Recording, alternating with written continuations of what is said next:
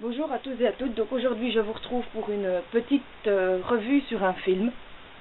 Voilà que je vais regarder depuis longtemps et voilà, j'osais pas le regarder parce que j'avais trop peur de chialer et ben, finalement je me suis lancée et j'ai chialé.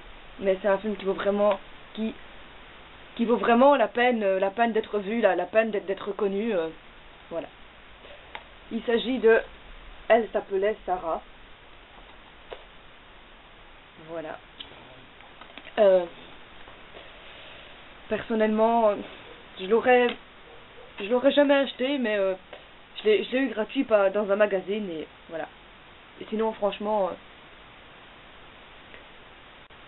donc je vous lis le résumé, puis je vous commande ça un petit peu et je vous dis pourquoi ce film est exceptionnel. Julia Jarmon, journaliste américaine installée en France depuis 20 ans, enquête sur l'épisode douloureux du Vel d'Aviv. En remontant les faits sur son chemin, elle croise celui de Sarah, une petite fille qui avait 10 ans en juillet 1942. Ce qui n'est que le sujet d'un article devient alors pour Julia un enjeu personnel dévoilant un mystère familial. Comment deux destins à 60 ans de distance vont-ils se mêler pour révéler un secret qui bouleversera à jamais la vie de Julia et ses proches? La vérité issue du passé a un prix, mais parfois dans le présent. Donc en fait, en 1942, Sarah, Michel et sa maman, ainsi que le papa, habitaient dans un appartement dans une rue de Paris. Et ils ont été malheureusement déportés dans les camps. Et Sarah, pour protéger son petit frère et pour ne pas qu'il soit emmené, l'a enfermé dans un placard derrière un mur. Et elle lui a fait promettre de ne jamais s'échapper, quoi qu'il arrive, qu'il reste dans le placard. Et elle va tout faire par la suite, parce qu'elle va être séparée de ses parents, et elle va s'enfuir du camp avec une autre petite fille, qui va d'ailleurs mourir du tétanos, je pense.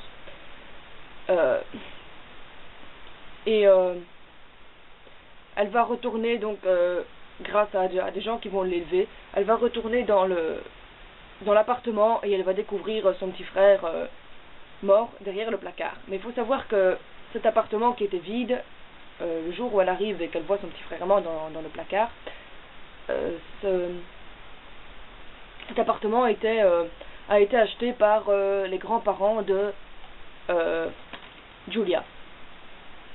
Et c'est pour ça que leurs deux destins sont liés. Elle va absolument vouloir découvrir toute la vérité. Pourquoi est-ce qu'ils avaient acheté cet appartement, qu'est-ce qu'ils ont à voir avec Sarah. Et elle va donc découvrir tout un secret de famille. Voilà, ça c'est l'histoire, et c'est vraiment, je vais pas vous en dire plus parce que sinon je vais révéler l'intrigue du film, mais c'est vraiment un film poignant, il y a énormément d'émotions, et enfin voilà, si vous êtes sensible, ou même si vous l'êtes pas, vous êtes de toute façon, vous allez pleurer, c'est sûr, parce que c'est vraiment, voilà, surtout parce que vous pouvez suivre toute l'histoire de Sarah, et voilà, vous vous dites comment est-ce qu'on a pu faire, comment on a pu faire des atrocités pareilles. Enfin, moi ça m'a toujours bouleversé, ce genre de film, parce que je me dis c'est pas possible qu'on puisse avoir fait une chose aussi atroce que celle-là, parce que je sais pas s'il y a plus atroce qu'un génocide, ou voilà, franchement je n'en sais rien.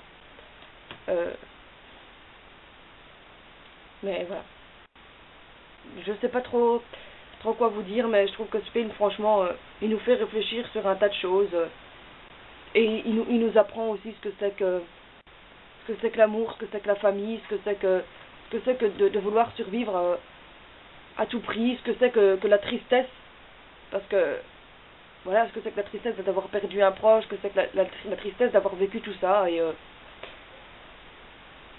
voilà. C'est un film que sincèrement je vous recommande si vous l'avez pas, si vous ne l'avez pas vu. Voilà.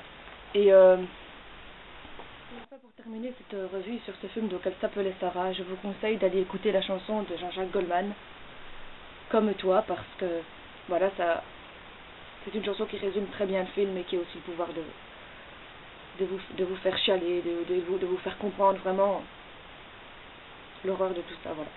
Je vous laisse et je vous fais de gros bisous. Je vous dis à très bientôt pour une prochaine vidéo un peu plus gaie.